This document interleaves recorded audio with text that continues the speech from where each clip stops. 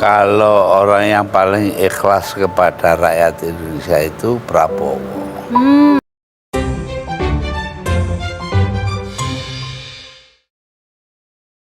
Ramalan Gus Dur yang terbukti benar tidak hanya mencakup peristiwa-peristiwa besar, tetapi juga tentang berbagai tantangan yang akan dihadapi oleh para pemimpin Indonesia.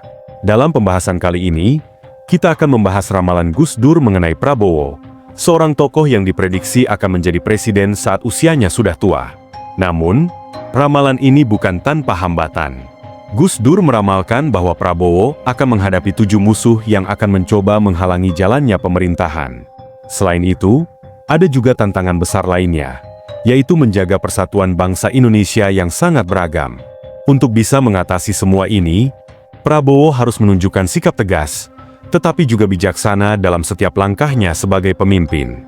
Pertanyaannya, apakah Prabowo mampu melewati segala tantangan dan membawa Indonesia menuju masa depan yang lebih baik? Akankah Indonesia menjadi negara yang kuat dan memimpin dunia? Semua jawaban atas pertanyaan-pertanyaan ini bisa kita temukan dalam penjelasan mendalam mengenai prediksi dari Gus Dur, sang guru bangsa. Bagi banyak anak muda, Gus Dur bukan hanya dikenal sebagai presiden keempat Indonesia, tetapi juga sebagai sosok yang sangat dihormati, terutama di kalangan umat Muslim. Beliau sering dianggap sebagai tokoh yang bijaksana, yang tidak hanya memahami agama dengan mendalam, tetapi juga mampu menyatukan perbedaan budaya dan agama yang ada di Indonesia. Gus Dur, yang nama lengkapnya Kiai Haji Abdurrahman Wahid, lahir pada 7 September 1940.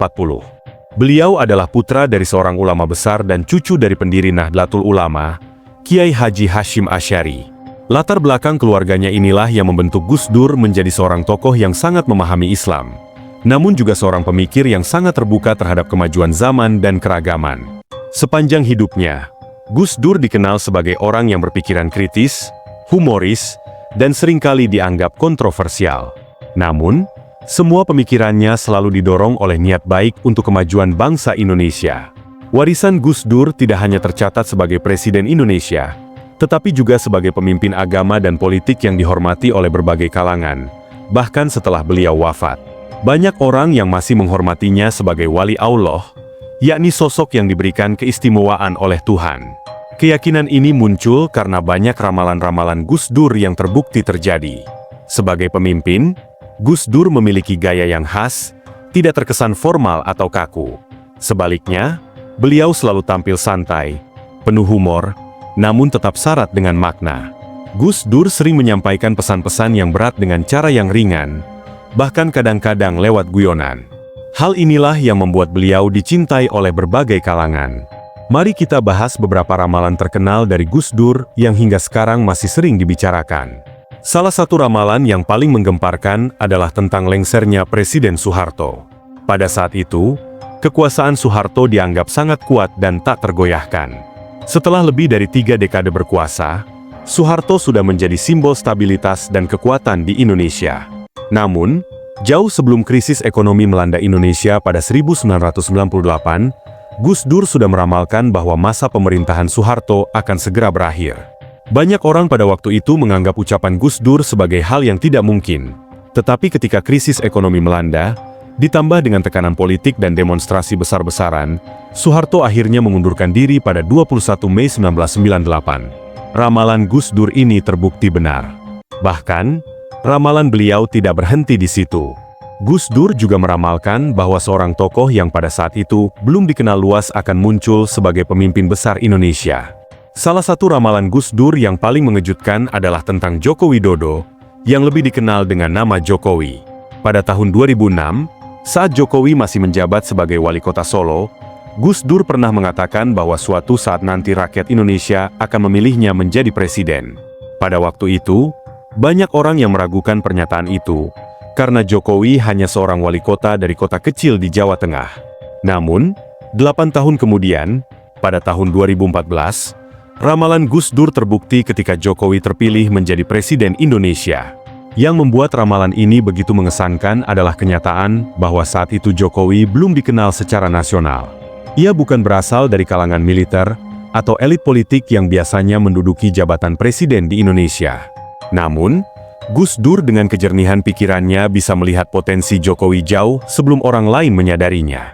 Ini semakin menguatkan keyakinan banyak orang bahwa Gus Dur memang memiliki kemampuan luar biasa dalam membaca masa depan. Selain itu, ada juga ramalan Gus Dur lainnya yang mulai terbukti belakangan ini, yaitu tentang Prabowo Subianto.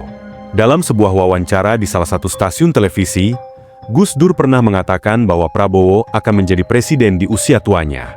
Gus Dur juga menyebut bahwa Prabowo adalah sosok yang paling ikhlas berjuang untuk rakyat Indonesia, meskipun perjuangannya tidak selalu dihargai atau dipahami oleh banyak orang. Bagi sebagian orang, ramalan ini cukup mengejutkan, mengingat pada waktu itu Prabowo adalah seorang mantan jenderal yang penuh kontroversi dan sering dianggap memiliki pandangan yang keras. Namun, Gus Dur melihat hal yang berbeda dalam diri Prabowo. Ia melihat ketulusan dan niat baik yang mungkin tersembunyi di balik sikap tegas dan latar belakang militernya. Akhirnya, pada tahun 2024, ramalan Gus Dur terbukti ketika Prabowo terpilih menjadi Presiden Indonesia. Bagi para pendukung Gus Dur, ini menjadi bukti lain bahwa ramalan beliau selalu akurat dan penuh makna. Namun, Gus Dur juga meramalkan bahwa setelah menjadi presiden, Prabowo akan menghadapi banyak musuh, tidak hanya dari luar, tetapi juga dari kalangan orang-orang terdekatnya. Gus Dur mengatakan bahwa akan ada 7 golongan atau kelompok yang akan memusuhi Prabowo sepanjang masa kepemimpinannya. Ini menjadi bagian yang menarik, karena Gus Dur memberikan gambaran yang sangat jelas tentang siapa saja musuh-musuh ini dan bagaimana mereka akan beroperasi. Mari kita bahas lebih lanjut tentang siapa saja musuh-musuh yang diramalkan akan menghadang Prabowo di awal pemerintahannya. Menurut Gus Dur, musuh-musuh ini bukanlah tokoh sembarangan. Mereka adalah orang-orang yang memiliki kekuatan dan pengaruh besar, baik di dalam negeri maupun di luar negeri. Musuh pertama, orang-orang terdekatnya sendiri. Musuh pertama yang akan dihadapi Prabowo adalah orang-orang yang dekat dengan dirinya, terutama keluarganya. Mereka awalnya tampak mendukung, tetapi sebenarnya memiliki pandangan yang berbeda mengenai bagaimana Prabowo seharusnya memimpin. Perbedaan prinsip ini bisa memicu konflik besar, terutama saat menghadapi peristiwa-peristiwa penting dalam pemerintahannya. Dalam dunia perwayangan, ini bisa diibaratkan seperti perseteruan antara Baladewa dan Krishna, di mana Krishna lebih memilih diplomasi dan negosiasi untuk menyelesaikan masalah, sementara Baladewa lebih suka menggunakan pendekatan yang tegas dan hukum. Perbedaan pandangan ini bisa menambah ketegangan dalam keluarga Prabowo dan, jika tidak ditangani dengan bijak, dapat menjadi masalah besar yang mengancam stabilitas kepemimpinan. Musuh kedua, tokoh kuat yang mencurangi sahabatnya. Musuh kedua adalah orang-orang dengan kekuatan dan pengaruh besar yang diam-diam berusaha menipu sahabat-sahabat Prabowo. Mereka mungkin terlihat mendukung di depan umum, tetapi memiliki agenda tersendiri. Tokoh-tokoh ini dulunya sering menyerang Presiden Jokowi, dan kini mereka mengalihkan perhatian mereka kepada Prabowo. Mereka pandai dalam politik dan tahu bagaimana memanfaatkan situasi untuk keuntungan pribadi. Meskipun itu berarti mengorbankan sahabat atau kolega mereka yang selama ini mendukung. Musuh ketiga, mantan teman yang licik. Musuh ketiga adalah mereka yang pernah dekat dengan Prabowo, tetapi kini berubah menjadi musuh dalam selimut. Orang-orang ini licik dan seringkali menggunakan cara-cara adu domba untuk mencapai tujuan mereka. Mereka tidak peduli dengan prinsip keadilan atau hukum selama kepentingan pribadi mereka tercapai. Dalam dunia perwayangan, mereka bisa diibaratkan seperti Sengkuni, yang dikenal karena kemampuannya memecah belah kelompok demi keuntungan pribadi. Musuh keempat, penyebar kebohongan dan fitnah. Musuh keempat adalah golongan yang menyebarkan hoaks dan fitnah. Mereka tidak menyerang Prabowo secara langsung, tetapi menggunakan kebohongan untuk menciptakan kekacauan yang bisa merusak stabilitas pemerintahan. Golongan ini sangat berbahaya karena mereka beroperasi di belakang layar, menggunakan media dan opini publik untuk memperkeruh situasi. Musuh kelima, pejabat korup. Musuh kelima adalah pejabat atau bawahan yang korup. Mereka bukan musuh yang terlihat jelas, melainkan musuh dalam selimut yang hanya mencari keuntungan pribadi. Mereka sebenarnya tidak mendukung kepemimpinan Prabowo dengan tulus, melainkan mencoba memanfaatkan posisi mereka untuk keuntungan pribadi. Pejabat korup ini sering berada di posisi strategis yang sangat berpengaruh, dan perilaku mereka yang tidak jujur bisa menjadi ancaman serius bagi stabilitas pemerintahan Prabowo. Mereka akan sulit dihadapi karena beroperasi secara tersembunyi dan berusaha menutupi perbuatan mereka. Bahkan, Mereka mungkin mendekati Prabowo dan berpura-pura mendukungnya, tetapi di balik layar justru merugikan negara dan masyarakat. Prabowo harus sangat waspada terhadap tipe musuh seperti ini, karena mereka bisa mengganggu jalannya pemerintahan dengan cara yang sulit terdeteksi. Musuh keenam, penghancur. Musuh keenam ini memiliki taktik yang sangat personal dan menyakitkan, yaitu dengan menyerang hubungan Prabowo dengan keluarganya sendiri. Dalam ramalan Gus Dur, musuh ini akan berusaha menghancurkan hubungan Prabowo dengan anak-anak dan anggota keluarganya lainnya. Mereka bisa menggunakan fitnah, jebakan, atau provokasi untuk memecah belah Prabowo dengan orang-orang yang ia cintai. Jika Prabowo tidak hati-hati, musuh-musuh ini bisa merusak keharmonisan keluarganya dan bahkan menjatuhkan harga dirinya sebagai seorang pemimpin. Dalam dunia pewayangan, mereka bisa diibaratkan sebagai tokoh-tokoh yang berpura-pura baik dan hormat di depan, tetapi sebenarnya memiliki niat buruk untuk menghancurkan dari dalam. Musuh seperti ini sangat berbahaya karena mereka menyerang aspek kehidupan yang sangat pribadi, yang jika tidak segera ditangani bisa melemahkan mental dan emosi seorang pemimpin. Musuh ketujuh, pemecah belah persatuan.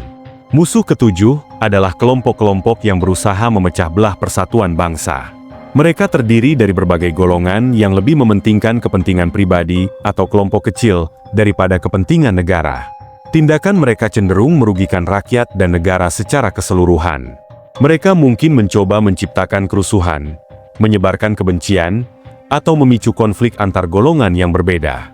Korupsi, kolusi, dan nepotisme bisa menjadi alat yang mereka gunakan untuk mencapai tujuan mereka. Kelompok ini akan menjadi ujian besar bagi Prabowo, terutama di awal masa pemerintahannya ketika stabilitas politik masih rapuh. Prabowo perlu menunjukkan ketegasan dan keberanian dalam menghadapi musuh-musuh ini, karena jika dibiarkan, mereka bisa merusak fondasi pemerintahannya. Ramalan Gus Dur tentang Indonesia yang menjadi negara kuat dan memimpin dunia bisa terwujud jika Prabowo mampu menghadapi dan mengatasi tantangan besar ini. Menghadapi ketujuh musuh ini tentu bukan hal yang mudah. Diperlukan kepemimpinan yang cerdas, berani, dan tegas untuk melawan mereka satu persatu. Prabowo harus bisa memilih strategi yang tepat dalam setiap situasi, baik itu dengan pendekatan diplomasi, hukum, atau tindakan tegas. Seperti dalam pewayangan, perbedaan pendekatan antara Baladewa dan Krishna bisa menjadi pelajaran penting bagi Prabowo.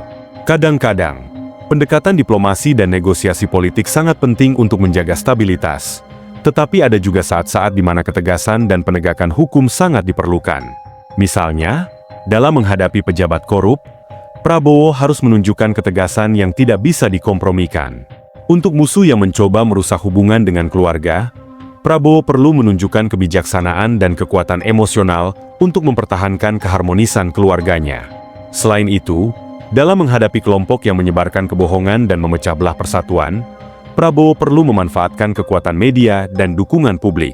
Di era digital ini, informasi menyebar sangat cepat, dan hoaks bisa merusak jika tidak segera ditangani. Prabowo harus memastikan bahwa pemerintahannya transparan dan memiliki komunikasi yang kuat dengan rakyat, sehingga kebohongan yang disebarkan oleh musuh-musuhnya tidak mudah dipercaya. Seperti yang disampaikan oleh Gus Dur, banyak ramalan-ramalan ini yang belum sepenuhnya terjadi, tetapi tanda-tandanya mulai terlihat. Tantangan terbesar bagi Prabowo adalah bagaimana ia mampu memimpin dengan kebijaksanaan dan keberanian, sambil tetap menjaga integritas dan kepercayaan rakyat. Di satu sisi, tantangan ini bisa menjadi batu loncatan bagi Indonesia untuk menjadi negara yang lebih kuat dan berpengaruh di kancah internasional, seperti yang diramalkan Gus Dur. Di sisi lain, jika Prabowo tidak mampu mengatasi musuh-musuhnya, ini bisa menjadi penghalang besar bagi kemajuan Indonesia. Ramalan-ramalan Gus Dur, terlepas dari bagaimana kita memandangnya, selalu memberikan pelajaran penting bagi bangsa Indonesia.